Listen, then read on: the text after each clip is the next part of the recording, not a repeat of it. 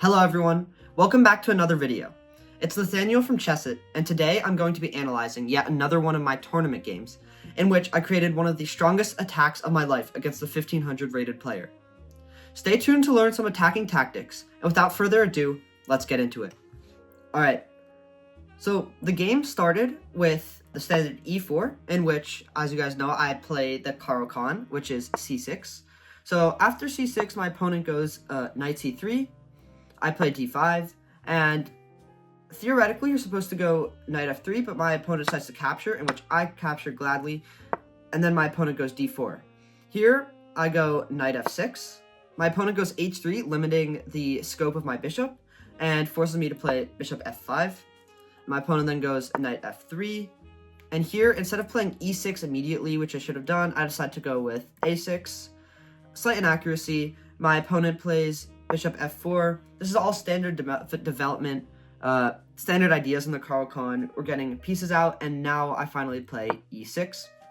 From here, my opponent plays bishop d3, and I probably should have traded, but I figured I didn't want to give my opponent an extra tempo by allowing them to capture with the queen. If I were to have played bishop takes d3, my opponent would have taken back with the queen and had an extra move of development. So I decide to go bishop g6 instead, inviting my opponent to capture, which allows me to take with my h-pawn and open up my rook. Instead, my opponent plays castles, which allows me to get my bishop out to d6, really threatening the same thing he was threatening a few moves earlier.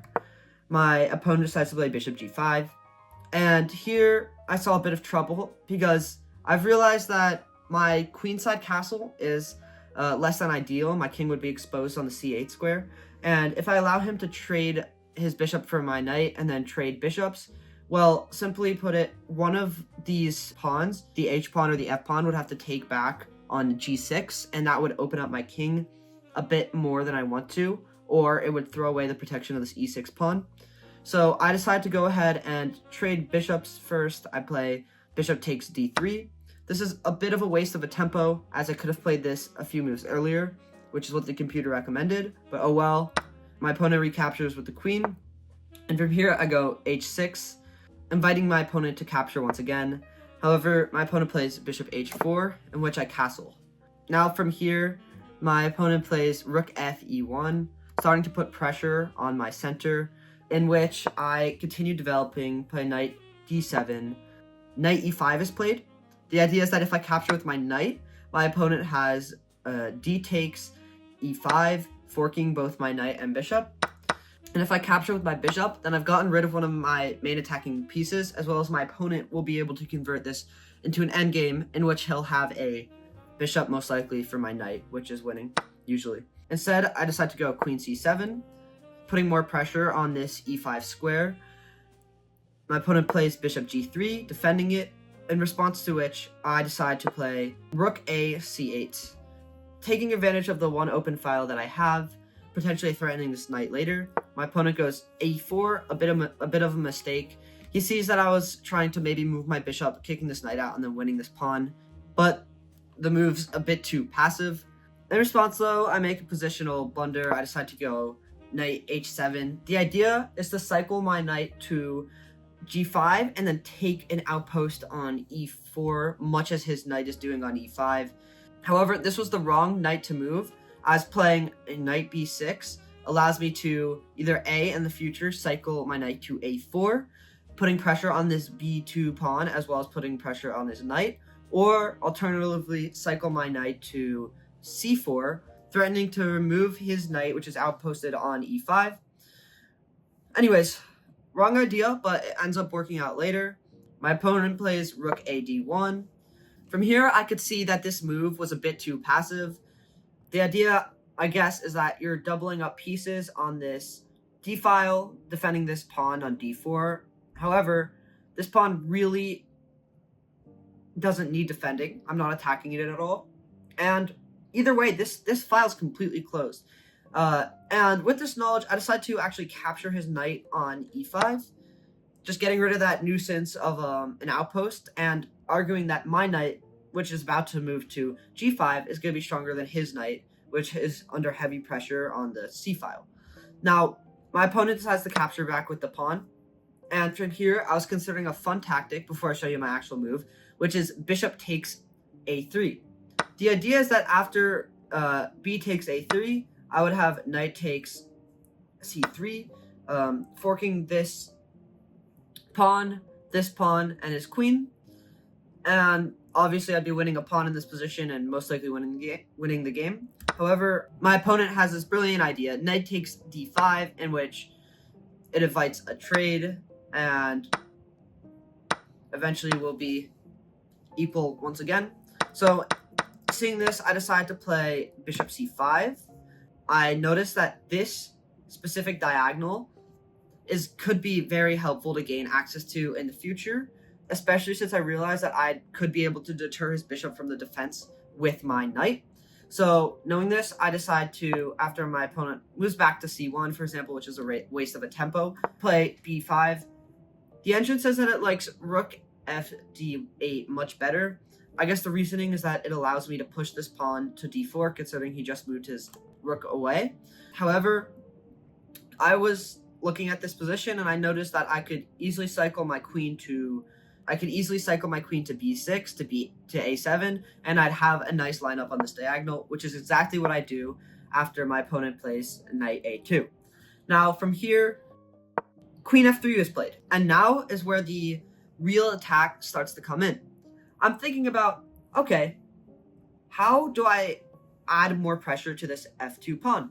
Well, my opponent just gave me a free tempo by playing queen f3. I'm able to move my knight with an attack. If I go and play knight g5, I'm threatening the queen, and if he wants his queen to remain a defender of this f2 square, he only has a couple of moves, being queen f4 or queen e2. And the thing about both of these moves is that I'm able to eventually get more pieces active. For example, if he decides to go queen f4, well, then I have f5 in response, threatening to open up this file. The idea is that if he takes with by en passant, I'm able to capture with my rook, and I put tremendous pressure on this f2 square. And the idea is that if he plays something passive from this position, I can create a nice outpost with my knight, threatening this bishop, which is the defender of this f2 pawn, and he's forced to move away, and then I'm able to pick up this pawn. For example, if my opponent wants to continue defending this pawn with his bishop and moves to h4, then I have a fork playing g5. The reason why queen e2 isn't as solid as it may appear is because I'm still able to play knight e4, and once again, he cannot move to 4, as that simply invites g5, and I will be picking up this pawn. Therefore, my opponent decides to play queen g4, and in response, I continue with my idea, playing knight e4, putting extra pressure on this pawn, as he only has 2 defenders and I have 3 attackers, and the only way for him to defend it is to move his rook to either f1 or e2. He decides to play rook e2. From here, I continue on my attack. Now that I'm noticing that this f2 pawn is actually pinned to the king, I'm thinking about how to utilize this. And the idea is that I'm now able to capture this bishop on g3, assuming there are no other defenders, such as this queen. So that got me thinking during the game, how do I remove this queen as a defender? And I come up with the move h5, a wonderful tactic, because after queen takes h5, I simply have knight takes g3, forking black's rook and queen, and allowing me to also pick up this bishop scot-free, as he's not able to capture due to this pin. Seeing this, my opponent plays queen f3, and from here, I find the next attacking strategy, which is to play f6. The idea is that no matter what, I'm going to be opening up this f-file. I'm either going to capture on e5, opening up my rook, which will attack this f2 square, or after he captures me on f6, I'm simply able to capture with my rook, once again putting more pressure on that square. My opponent plays king h1, removing the pin on this pawn, but also removing a defender of the pawn. And knowing this, I'm able to play f takes e5, adding a 4th attacker to this f2 square. My opponent sets to capture the pawn, or the seemingly free pawn on h5, in which I gladly take with my bishop on f2. After takes, and then I take with the rook. My opponent decides to take the pawn on e5 to equal out the material. But despite this equal material, it is clear that I'm in a dominant position. However, my opponent does have one threat, which is the capture on e6 with check, effectively winning my rook on c8. Interestingly enough, the engine actually wants me to capture on e2 with my rook, allowing queen takes e6, in which, in response, I'd simply play king h7, removing all checks, and after he takes my rook on c7, I have a forced mate in 7, following knight g3 check. However, during the game, I of course did not see this precursor to a mate in 7, and instead I decide to trade my knight for his rook in a very nice way by playing knight g3 check.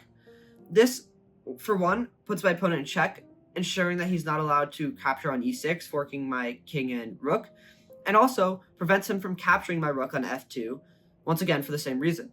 However, he is able to capture on g3 with his queen. However, after doing so, I'm able to safely capture his rook on e2, and now I'm simply up a rook for a knight. And this is a very nice idea that I was able to use to convert my attacking advantage into a material advantage. From here, my opponent plays a few moves like knight c3. I decide to play rook e3. My opponent goes queen g4, and this entire time I'm just thinking about how can I convert this position by trading off pieces, as we're both low on time and all I need is an endgame up a rook for a knight. So I decide to cycle my rook to the open file, ensuring that he still cannot capture on e6, considering my rook is on the e file. My opponent plays rook d1, and from here I just try to cycle my other rook to f5 by playing rook e5. My opponent plays rook d3, in which I deliver a check with my rook on the e file.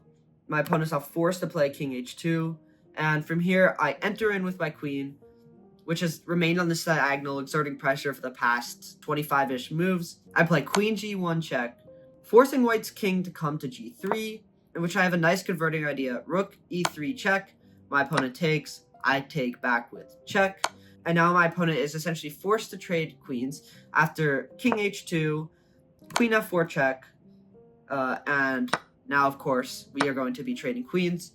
White here resigns as I'm up a rook for a knight in an endgame without any clear weaknesses, and this would have been an easy win.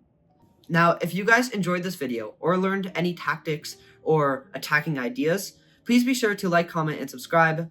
As always, thanks for watching. Peace.